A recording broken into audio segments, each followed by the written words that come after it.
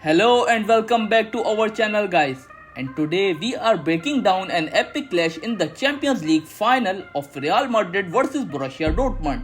This match wasn't just another game, it was a showcase of skill, resilience and the drama that only football can deliver. So before we dive in, make sure to hit the like and subscribe button and ring the bell icon for all the latest football updates. Now let's get into the action. Borussia Dortmund head coach Edin Terzic played this game with a 4-3-3 formation in which he started Kobel at goal, Ryerson at right back, Mats Hummels and Schlotterbeck were the two centre backs and Martin played this game at left back. In midfield, Emre Can started this game alongside Sabitzer and Julian Brandt, while in attack, Jadon Sancho started this game at right wing, Karim Adeyemi at left wing and Füllkrug played this game as a centre forward. While Real Madrid head coach Carlo Ancelotti played this game with a 4-3-1-2 formation in which he started Courtois at goal, Dani Carvajal at right back, Rudiger and Nacho were the two centre backs and Mendy played this game at left back.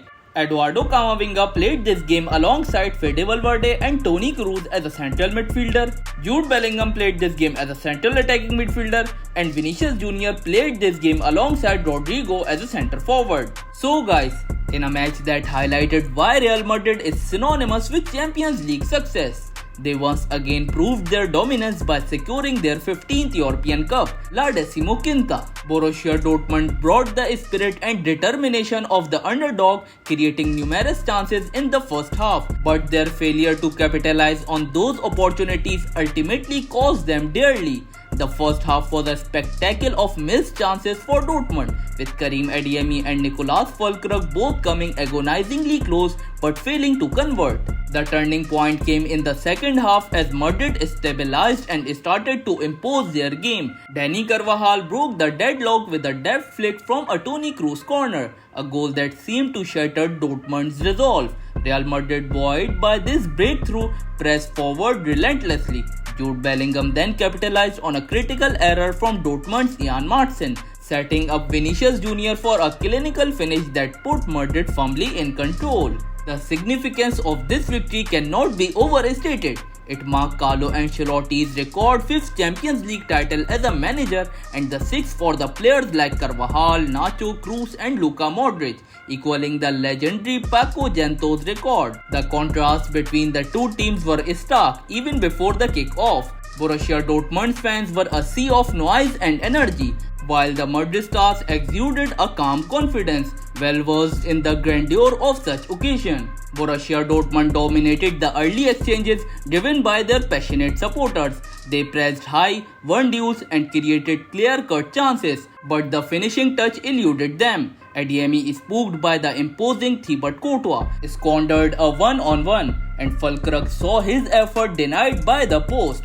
Madrid, in contrast, offered little in attack during the first half, epitomized by Vinicius Jr.'s frustration, which earned him a yellow card for a late challenge on Dortmund's goalkeeper Gregor Kobel. Security lapses added to the drama, with pitch invaders disrupting the early minutes, highlighting the chaotic atmosphere. Dortmund knew they needed to maintain their intensity in the second half, but Madrid's tactical adjustment paid off. Ancelotti had Toni Kroos drop deeper to orchestrate play while pushing Eduardo Camavinga forward. This shift in strategy saw Madrid gradually take control.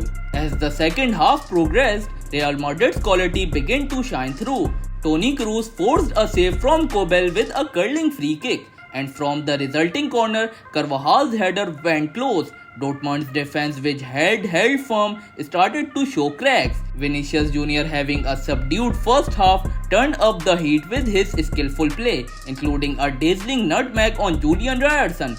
The anticipation of a Madrid goal grew stronger with each attack. So guys, before heading towards the conclusion of this game, let's take a look at the match stats. Borussia Dortmund took a total of 13 shots in which 4 of them were on target, while Real Madrid also took a total of 13 shots in which 6 of them were on target. Borussia Dortmund had 42% of possession, while Real Madrid had 58% of possession. Borussia Dortmund completed 403 passes, while Real Madrid completed a total of 549 passes. Borussia Dortmund commit 12 fouls, while Real Madrid commit 8 fouls. Borussia Dortmund got 3 yellow cards, while Real Madrid got 1 yellow card. So guys, Real Madrid's victory in the Champions League final is a testament to their experience, resilience and tactical nous. They weathered the storm of Dortmund's early pressure and seized their moments with clinical precision. For Dortmund, the match will be remembered for missed opportunities and what could have been. Real Madrid's triumph not only adds to their illustrious history but also cements their reputation as the kings of European football. So that's all for today guys. What do you think of the match? Do you believe Real Madrid will continue their dominance in Europe or will we see new challengers rise next season? Let us know your thoughts in the comment section down below. And don't forget to like this video and subscribe our channel for more football content. We'll meet you until next time. Thank you.